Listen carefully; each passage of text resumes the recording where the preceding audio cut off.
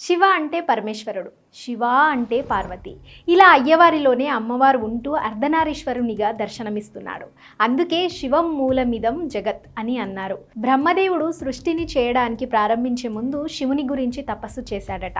అప్పుడు ప్రత్యక్షమైన శివరూపాన్ని చూసిన బ్రహ్మదేవుడు ఆశ్చర్యచకితుడయ్యాడు. ఈశ్వరునిలోని సగభాగం పురుష రూపంలో, సగభాగం స్త్రీ రూపంలో దర్శనమిస్తూ ఒకే రూపంలో రెండు వేర్వేరు తత్వాలు గోచరించాయి. అదే అర్ధనారీశ్వర తత్వం. అప్పుడు బ్రహ్మదేవునికి విషయం బోధపడింది.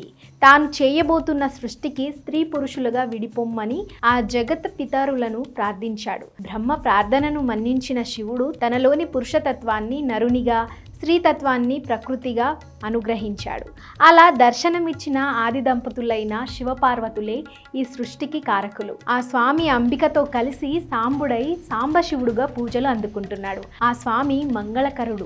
తాను విషాన్ని మింగి లోకాలకు అమృతాన్ని పంచిన మహా ఉదారుడు పరమశివుడు. క్షీరసాగర మదన సమయంలో ఉద్భవించిన వాటన్నింటినీ అందరూ స్వీకరించారు.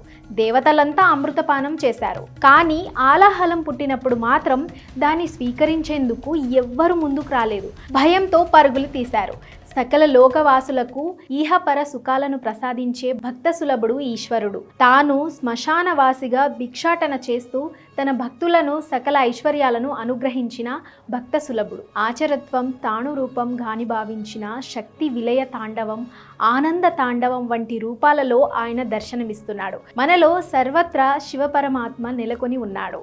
స్వామి లింగ రూపంలో దర్శనమిస్తుంటాడు. ఇక్కడ లిం అంటే మన చూపులకు కనిపించకుండా ఉన్నదానిని గమ్ అంటే గమయంతి అంటారు. అంటే గుర్తు రూపంలో తెలియజేసేది. అదే ఆ లింగంలో సమస్త దేవతలు కొలువై ఉన్నారు. ఆకాశలింగమిత్యుక్తం పృథ్విని తస్య పీఠికాం ఆలయ సర్వ దేవానాం లయనాత్ లింగముచ్యతే. ఆకాశం అనే లింగానికి భూమి పీఠం.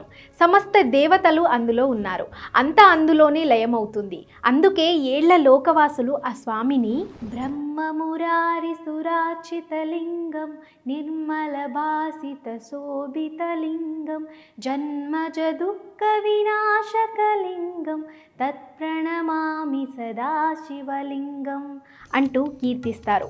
ఎవ్వనిచే జనించు జగమెవ్వని లోపల నుండు లీనమై ఎవ్వని యందు డిండు అంటూ కపీశ్వరుడు ఈశ్వరునికి నమస్కారం చేశాడు. ఈశ్వరులకు ఈశ్వరుడు పరమేశ్వరుడు. లంకను జయించిన రాముడు తన వ్యక్తిత్వానికి అంటిన పంకిలాన్ని చేసేందుకు శివ పరమాత్మను ఆరాధించాడు. శివకేశవుల తత్వం లోకత్తరమైనది. ఈశ్వరులకు ఈశ్వరుడు, దేవతలకు దైవము అయిన పరమేశ్వరుడు జాగృత్ సుసుప్త స్వప్నాలకు అతీతుడు. శివుడు పరిపూర్ణుడు. అన్ని ఆయనలో ఉన్నాయి. అంతటా ఆయనే నిండి ఉన్నాడు. శివుడు జ్ఞాని. ఆయన జ్ఞానానికి సంకేతం. స్వామి మూడవ కన్నును జ్ఞానానికి ప్రతీక. అటువంటి శివుని ఆరాధించడం జ్ఞాన మార్గం. విష్ణువును, ఆయన అవతారాలను పూజించడం భక్తి మార్గం. మార్గభేదం తప్ప గమ్యం ఒకటే.